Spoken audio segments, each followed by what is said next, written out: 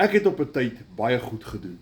My besigheid was geseën, dit het goed gegaan met my en ek het goeie geld gemaak.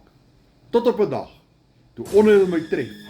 Jy weet, ek verloor my linkerbeen bokant my knie.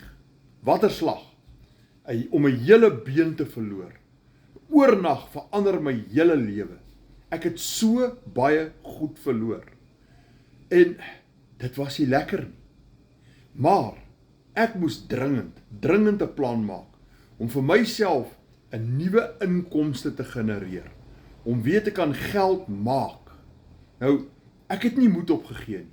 En ek het 'n wonderlike besigheid gevind, waarmee ek dollars aanlyn verdien. Ja, jy het reg gehoor, dollars nie rande nie. Net met my selfoon, 2 ure per dag hier in die gemak van my eie huis. En dit is so lekker.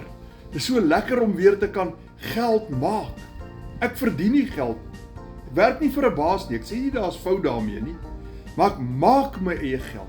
Ek het geleer om dollars te maak en nou spandeer ek in rande.